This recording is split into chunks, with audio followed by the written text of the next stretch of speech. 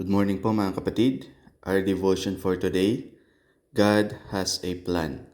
Scripture reading, Matthew chapter 6, verse 25 to 34, and our key verse, Philippians chapter 4, verse 19. But my God shall supply all your need according to His riches in glory by Christ Jesus. Meron ka bang pangangailangan ngayon? Maaring sa usapin ng spiritual, emotional, physical, relational, or pinansyal. Ano man ang iyong pangangailangan, ang Diyos ay may plano na ito ay bigyan ng solusyon o katugunan. Makikita natin sa Matthew chapter 6, verse 25 to 34, ito ay bahagi ng pangangaral ng Panginoong Jesucristo sa bundok. Makikita natin dito na si Jesus sa mga nagtitipon, sinabi niya na pag-aaksaya lamang ng panahon kung tayo ay mabubuhay sa kabalisahan. Bakit?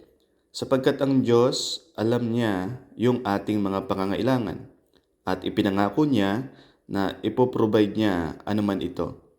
Sinabi rin ni Apostol Pablo sa Philippians 4:19 sa mga mananampalataya sa Philippians na ganun din ang mensahe niya na sila ay tutugunan ng Diyos sa lahat ng kanilang pangangailangan because of their relationship with God.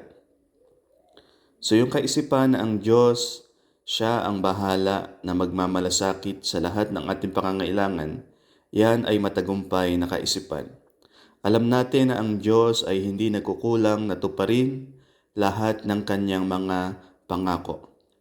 Yung katotohanan pa lamang na iyon ay sapat na upang mawala sa atin lahat ng duda at kabalisahan. Pero kadalasan, bihira natin maranasan iyon. Ang kadalasan nararanasan natin, tayo ay nabubuhay sa duda at mga takot. At pag yun ay nangyayari, yun ay dahil hindi natin ipinapasa yung ating mga kabalisahan kay Kristo. Ang ginagawa natin, niyayakap natin ang ating duda, ang ating mga takot, at umaasa tayo na maaaring matulungan natin ang Diyos na solusyonan yung ating mga problema. Sa katotohanan, kung gusto mong tulungan ng Diyos, subukan mong siya ay iyong pagkatiwalaan.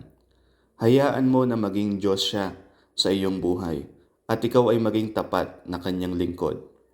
Meron ka bang matinding pangangailangan sa iyong buhay? Iwan mo na yan sa altar ng Diyos dahil siya ay tapat at matapat na Diyos.